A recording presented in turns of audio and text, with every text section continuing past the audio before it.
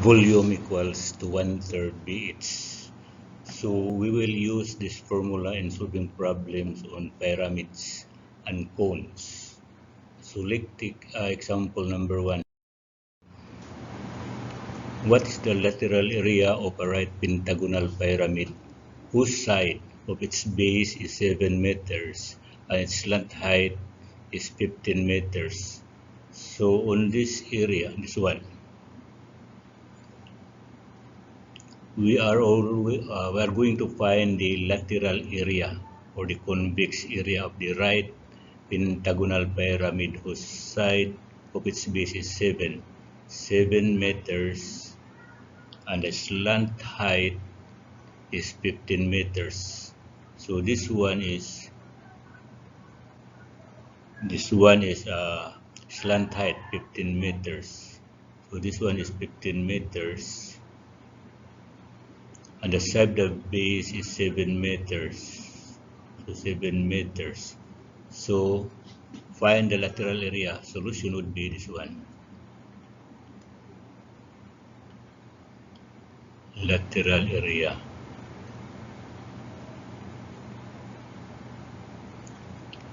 LA equals to 1/2 perimeter times L equals to 1/2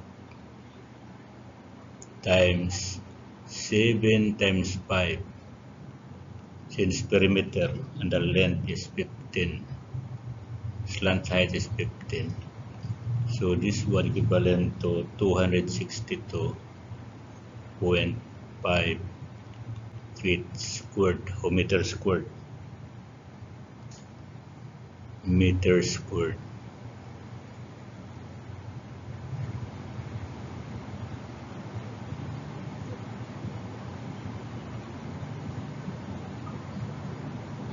So we have 262.5 meters squared. Compute the total surface area of a right cone whose slant height is 18 meters. This one is 18 meters. And whose base is 5 meters radius. So this one is 5 meters radius. So solution.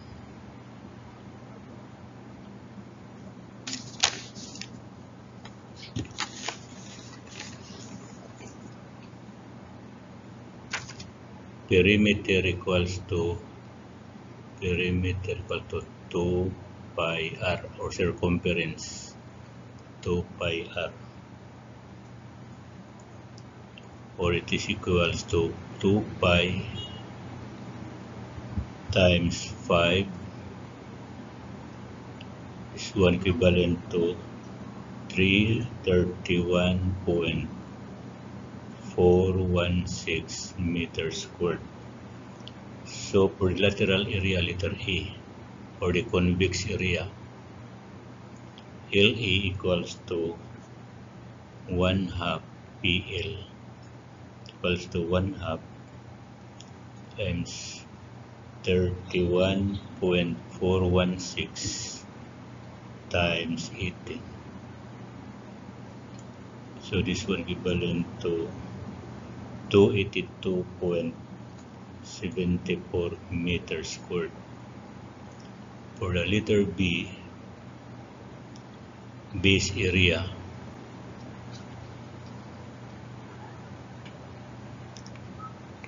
equivalent to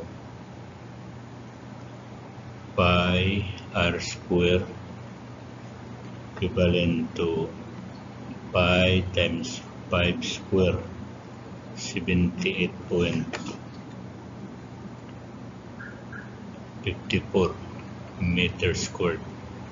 So total surface area, letter C,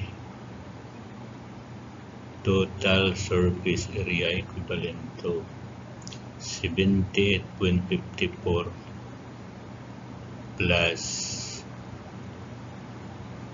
282.74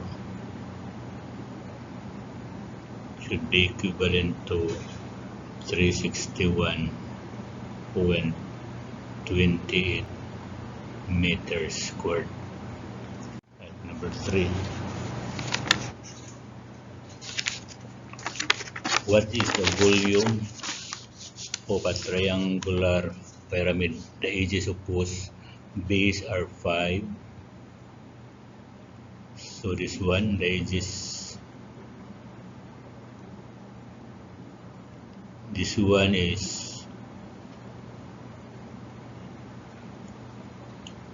5, you have that one 8 and 10. So 5, this one is 8, the back is 10. So we'll try to indicate this one. So this one is 5, 8, and the back is 10 meters. Whose altitude, your is equivalent to 9 meters. So solution,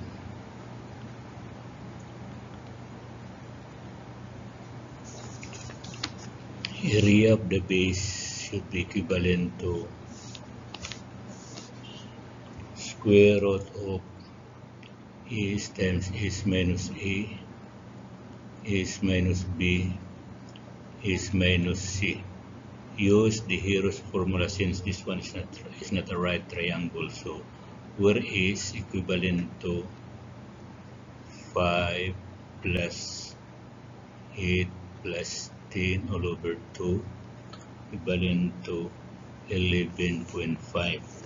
So your area would be equivalent to square root of 11.5 times 11.5 minus 5, 11.5 minus 8, 11.5 minus 10. So area would be equivalent to 19.81 meters squared. So volume equals to 1/3 BH. 1/3 times 19.81 all over 1 times 9. So your volume equivalent to 59.43 cubic meters. Right, so number 4. What is the capacity in sacks of a corn hopper in the shape of inverted pyramid 14 meters deep? So this one is 14 meters. 14 meters deep. 10 meters squared at the top. So this one equivalent to 10. This one also is 10. So your solution would be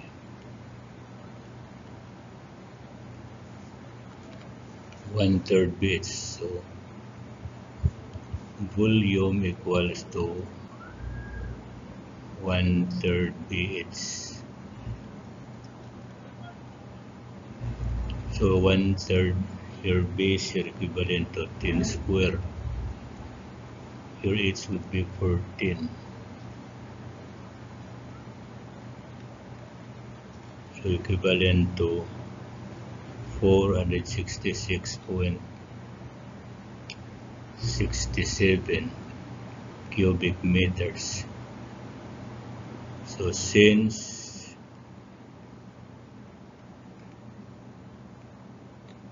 since 1 cubic meters equivalent to 2 sacks,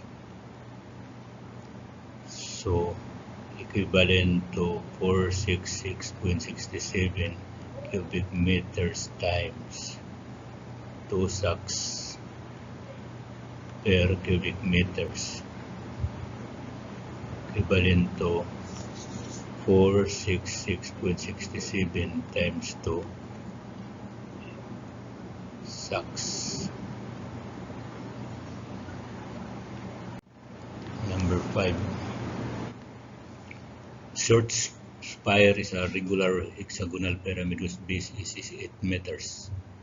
Whose altitude is 20 meters. Determine total cost of painting at 20 pesos per meter. So this one is a base age is 8, so 8 meters. 8 meters. Altitude is 20, so the altitude of this one up to this point is 20 meters. So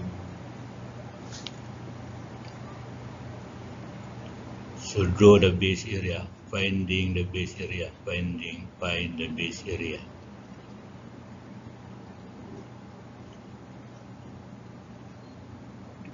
Try to draw the figure.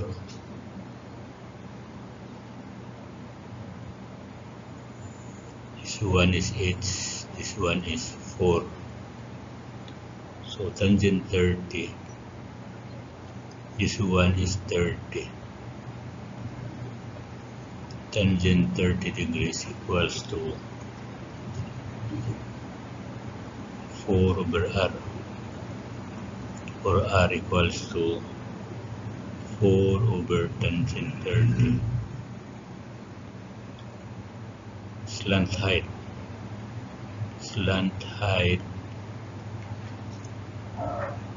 L. So draw the figure.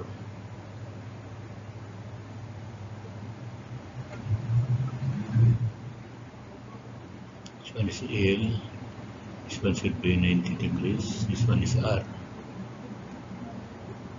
So altitude here is 20 meters. So L square equals to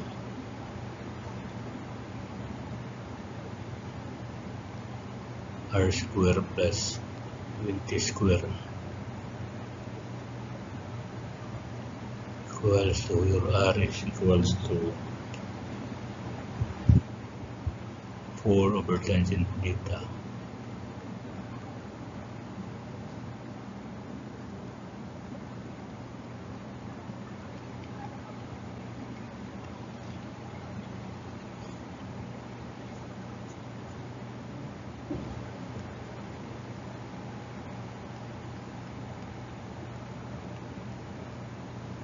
$21.16. This one is on meters. So lateral area LE equivalent to 1/2 PL equals to 1/2. Your P is 6 times 8 times 21.16 equivalent to 507.84 meters squared. So the cost of painting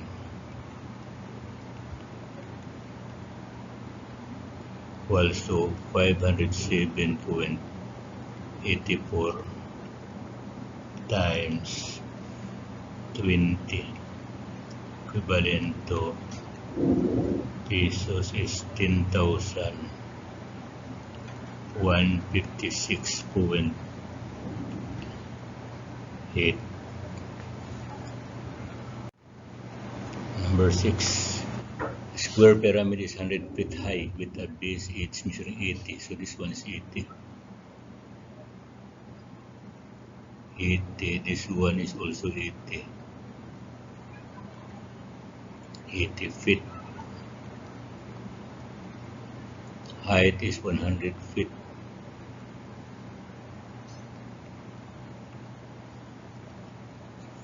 So solution. Letter A is lateral area. Lateral area equivalent to 1/2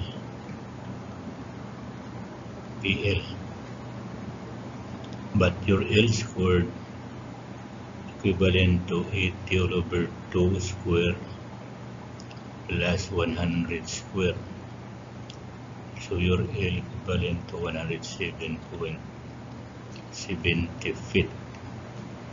So your LA equivalent to 1/2 times 4 times 80 times 107.20. 7.70. So this one equivalent to 17,232 feet square. So for letter B, volume equals to 1/3 BH, equivalent to 1/3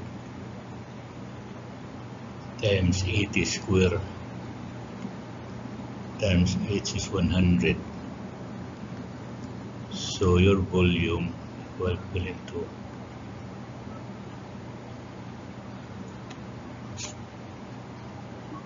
213.33 feet cube.